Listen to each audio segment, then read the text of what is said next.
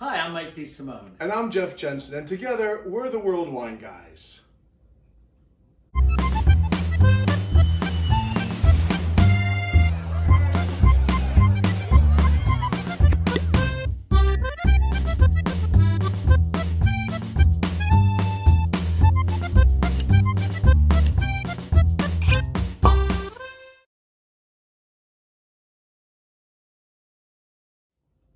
Welcome to our show, World Wine Guys, What We're Drinking.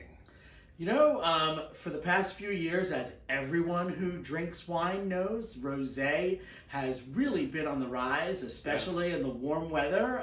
There's that It's hashtag. getting warmer. It is getting warmer, and we've got that hashtag rosé all day. Well, we're here to say rosé all May. Yep. The rosé trend isn't going away anytime soon, so let's start off your summer right with a trio of wonderful rosés. Yeah, we decided to do a couple different rosés. We're doing two from France and one from California today.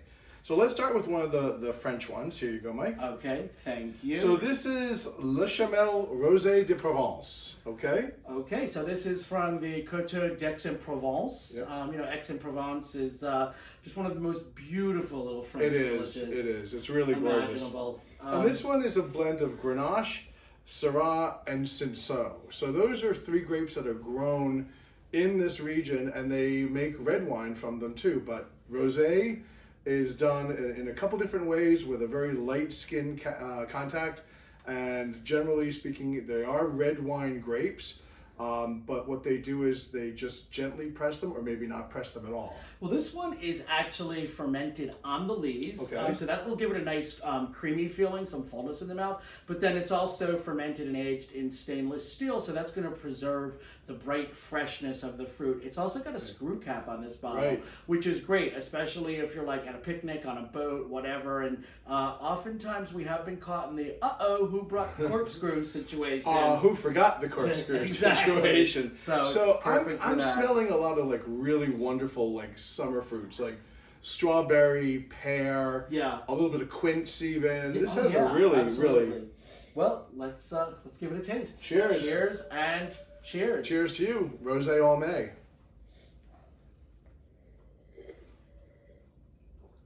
Oh wow, that is beautiful. You know what? It's got that, as we like to say, that seamless transition. I mean, Yeah. you definitely get the strawberry and the pear. But even which like you a got little on bit of the nose. strawberries and cream. Yeah, It's so really strawberries nice and cream, 'cause creamy. It's nice and creamy. There's also something floral about it too, like Right. a little bit of like maybe some freesia. Yeah, I as think so. well. I'd like the freesia, or even like a like even Easter flowers. Yeah. What are those? Like hyacinth and stuff. I'm Hyacinth, getting a little bit of yeah. that. Lilies? Lilies, No, maybe. Yeah. It's not quite that strong. No, but it's really It's pretty. pretty soft. Mm. So this one I would want with like sushi, or maybe like a goat cheese salad. This is a Or you could really combine that into a Philadelphia roll. oh now that sounds good. How's So that? this is a wonderful rosé to start off your summer weekends with. This one's available at wine.com, and it's $17. So great wine at a great price. Okay, so now we are going to move to the New World. To California. And this is Copain Les Voisins Rosé of Pinot Noir. That sounds which pretty actually French, sounds yeah. French, right? Yep. But it is all American. This is This is from Anderson Valley. yeah, in Mendocino. So this is a Northern California wine. Yeah, just north of Sonoma, actually, if you're not familiar with that. As we said, it's a rosé of Pinot Noir, so it's 100% Pinot Noir. So this one is whole cluster press. So I am getting a little bit of that bramble smell, Yeah, in yeah, my I'm nose. getting that too. I was just about to say So that. kind of like young and green, really, really pretty. Yeah, it's also partially fermented in barrel. Part of it's fermented in stainless steel, part of it's fermented in barrel, and then actually it is aged in older neutral barrels for a few months before release. So this one is going to have more of a full mouthfeel. Kind of had that feeling of a red wine, but with the brightness and the refreshing notes that we expect from a white. Well, let's taste it, Yeah. right? Cheers. Cheers. Cheers to you. Again, Cheers to thanks you. for all the likes, shares, comments. We appreciate it. Thank you so much. Wow. It's like passion fruit, lemon. Some guava even. Yeah, some, absolutely. Like red raspberry.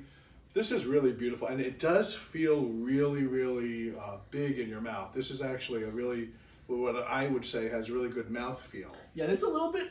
It's a little bit richer than a lot of the rosés that we're used to, and so this I would actually have with like lobster with butter, or with crab cakes, or even grilled chicken, roast chicken, even fried chicken. This would be really good. Yeah. With the I think that the creaminess would really be nice with the with the chicken, but also the acidity would really hold up to the fried food. This is another beautiful rosé. So California rosé.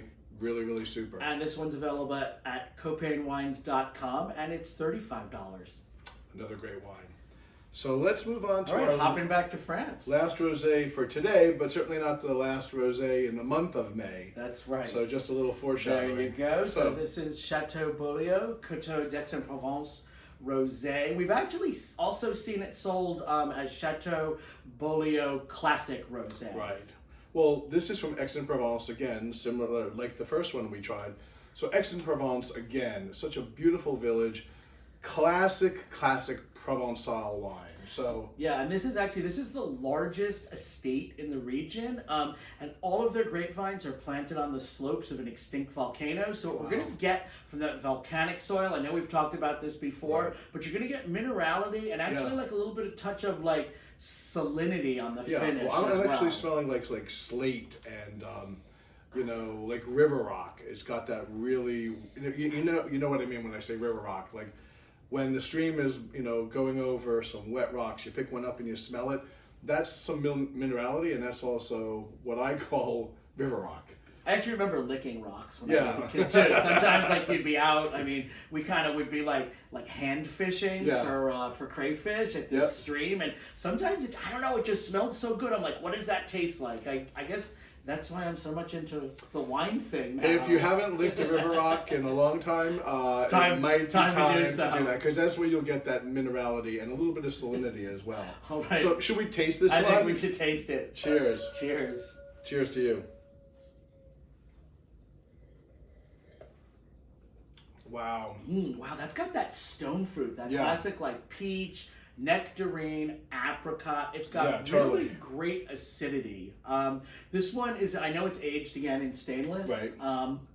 So it actually, that just preserves the freshness and it preserves the acidity. And you really do get that little bit of like saltiness on the finish, which I really like a lot. I just keep smelling it. This one's a blend of Grenache, Cabernet Sauvignon, Syrah, and Cinsault.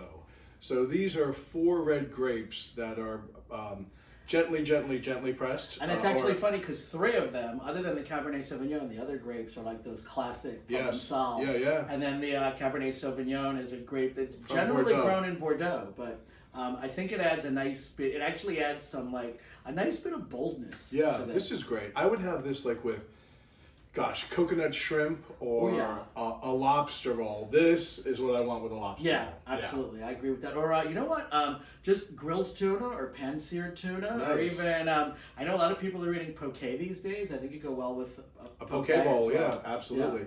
So this one you can get on drizzly.com, and it's about $13 a bottle. So again, another great wine.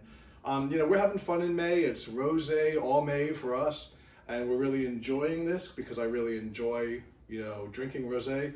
I really enjoy rosé on the back of a yacht. So if anybody has a yacht out there, don't hesitate to personal message us because I really like to go drink these. And we will even dress to match the wine. And we did that today, right? We're both wearing pink because it is rosé. I'm wearing peach. A lot of rosés, we say drink pink, but a lot of rosés, there's a little bit of yellow in there. They tend to go more peach than pink. But yeah, and that's a good point. So rosés can go from very, very light pink like I'm wearing to like a salmon or a peach like Mike's wearing. And that's what makes rosés fun. They're a beautiful color. They always remind me of a sunset. I think that they're just fun wines to have, and it is almost summertime. So I'm Jeff Jensen. I'm Mike DeSimone, and thanks for watching World Wine Guys, What We're Drinking. Cheers. Cheers.